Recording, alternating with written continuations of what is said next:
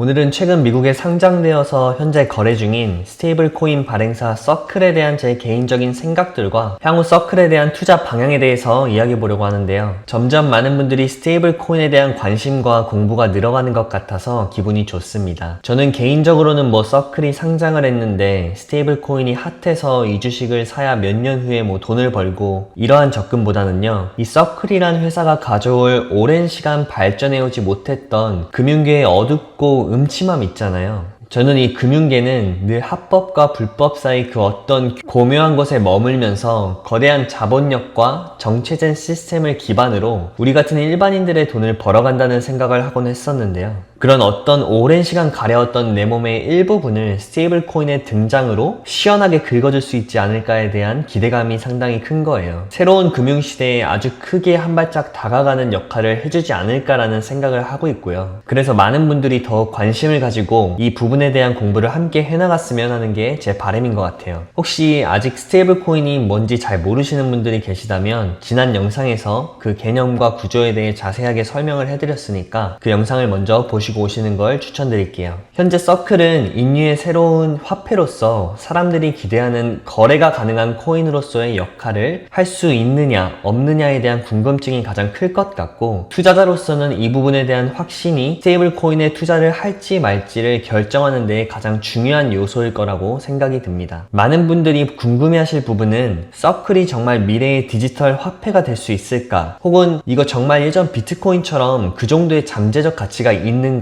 라는 생각이 있으실 것 같은데요. 근데 여러분, 이미 많은 국가와 기관들이 스테이블 코인을 화폐처럼 활용을 하고 있고요. 이미 거래로서 사용되는 사례들은 우리 주변에 너무나도 많아요. 저 역시도 이 스테이블 코인이 재기능을 하는지 안 하는지에 대한 궁금증 때문에 이미 제 자산의 일부를 서클과 테더로 전환을 해둔 상태예요. 서클을 보면 저는 과거에 혁신을 일으켰던 기업들의 초창기 등장신이 이렇게 막 떠오르거든요. 예를 들면 예전 팔란티어를 처음 봤을 때와 비슷한 느낌을 받는 것 같아요. 이런 혁신을 추구하는 기업들은 항상 시장에서 극단적인 평가를 받는데요. 이게 혁신이다? 아니면 사기다? 이와 같은 양극단의 반응 같은 거요. 엄청나게 이슈는 되는데, 여기서 문제는 이런 극단적인 평가 때문에 이 회사를 일찍 알았음에도 불구하고 초기 투자자로 진입하는 사람들은 극히 드물고, 보통의 경우는 시장에서 인정을 받은 후에야 투자를 결정하게 된단 말이죠. 하지만 그땐 이미 주가는 많이 오른 상태겠죠. 이런 비슷한 저의 개인적인 경험으로 예를 들자면, 저에게는 비트코인이 그랬는데요. 제가 처음 비트코인을 들어본 건 2013년, 2014년 정도인 것 같고, 한창 비트코인을 볼 때가 2017년 정도인데요. 그때 당시 제 기억으로는 비트코인이 하나당 1000불 정도 했었는데 저에겐 너무 생소해서 관심조차 두지 않았었거든요. 그러다 그해 연말에 비트코인이 2만 불 정도까지 올랐었는데 그때는 놓쳤다는 생각이 들었었고, 그 이후에 다시 3000불 정도까지 급락했을 때는 안 사길 잘했다는 생각을 했었단 말이에요. 하지만 결과적으로 보면 비트코인의 현재 가격은 그때와 비교했을 때는 이제 너무 높아져 있잖아요. 결국 저는 돈을 버는 사람들만 바라보면서 이 오랜 시간을 보냈었어요. 이런 비슷한 경험이 저한테 몇 번 더 있었고, 그래서 이번에는 좀 다르게 행동하고자 하는 거예요. 그때의 경험을 바탕으로 이번에는 서클이라는 이 기업을 눈여겨보고 있는 중인 거죠. 다시 오늘의 주제인 스테이블 코인으로 넘어와서요. 시장이 궁금해하는 건 이 스테이블 코인이 과연 비트코인 초창기 당시에 사람들이 기대했던 새로운 기축통화의 역할을 할 수 있느냐인데요. 이전까지의 가상화폐의 본질적인 문제로는 비트코인의 심한 가격 변동성이 있었고, 이 점 때문에 실생활에서 원활히 사용되지 못했었죠. 반면에 스테이블 코인은 달러와 코인을 1:1 비율로 맞추는 자산 기반으로 안정성을 확보하며 실제 결제나 송금 등 실사용 기반에서의 가능성을 보여주고 있는 겁니다. 게다가 서클은 다양한 방식으로 수익을 창출하면서 실제 비즈니스 모델도 잘 갖춰가고 있는 상태인데요. 이 부분에 대해서도 서클이 어떤 방식으로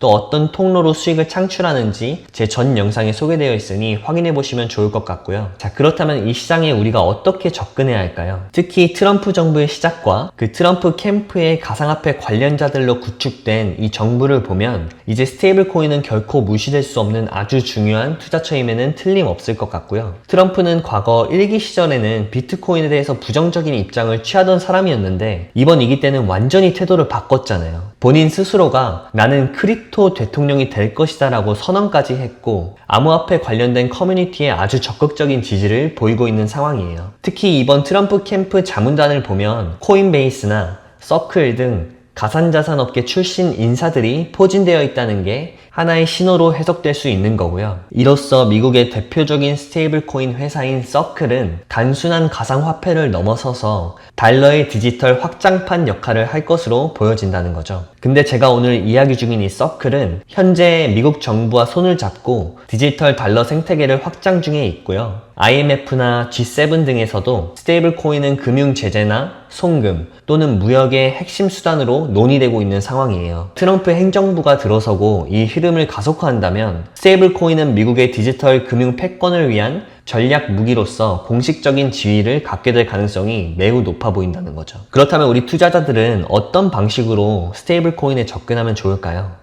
제가 볼 때는 직접 서클이나 테더와 같은 스테이블 코인을 사고 팔기보다는 스테이블 코인 관련 인프라 기업에 투자하는 방식도 꽤 유망할 거라고 보여져요. 그게 현재 미국에 상장되어 있는 서클이고요. 티커는 CRCL로 거래할 수 있게 되어 있죠. 또한 자산의 일부를 USDC나 USDT, 즉 서클이나 테더 같은 현물 등으로 보관을 하면서 이자 수익을 얻는 전략도 매력적일 수 있을 것 같고요. 트럼프 정부가 시작된 이상 이에 대해 존재해왔던 염려들과 규제 리스크는 줄어들 것으로 예상할 수 있고요. 이들에 대한 이자 수익 안정성에 대한 부분은 더 커질 수 있으니까요. 또한 이 기업들은 규제 변화 수혜를 먼저 받고 네트워크가 확대될수록 그 가치도 점점 더 커질 것이거든요. 스테이블 코인은 비트코인의 대안자산이 아니라 미국 금융 주도권의 디지털 무기로 진화하고 있는 중이라는 거죠. 여러분, 스테이블 코인은 비트코인의 대안자산이 아니라요, 미국 금융 주도권의 디지털 무기로 진화하고 있는 중이에요. 트럼프 정부와 함께할 가상화폐 친화 인사들이 이 정책을 주도한다면 이는 스테이블 코인을 본격적인 제도권 투자처로 끌어올릴 결정적인 기회가 될 것이라고 생각이 돼요.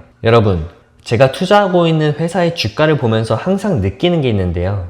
많은 사람들은 지금 이 순간의 주식 가격이 높다 혹은 낮다를 기준으로만 판단하곤 하잖아요. 하지만 정말 중요한 건 5년, 10년 후에 이 회사가 어떤 모습일까를 함께 상상하고 그려보는 능력이 이 투자자들 마음속에 있어야 된다는 거예요. 지금의 가격만을 보고 투자하는 것과 미래의 가능성을 함께 보는 투자는 전혀 다른 결과를 가져오게 되거든요. 결국에 5년, 10년 후를 바라보는 투자자들은 결코 오늘 회사 주가에 연연하지 않거든요. 그 대신에 장기적 관점을 가지신 투자자분들은 다들 그 회사의 본질과 가치를 더 중요하게 생각한다는 거예요. 여러분들이 이 스테이블 코인을 잘 관찰하셔서 장기적인 투자에서 승리하시는 투자자분들이 다 되시기를 진심으로 바랍니다. 오늘 스테이블 코인에 대한 제 생각 정리는 여기까지 해보도록 하겠습니다.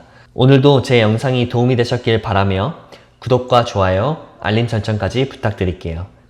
감사합니다.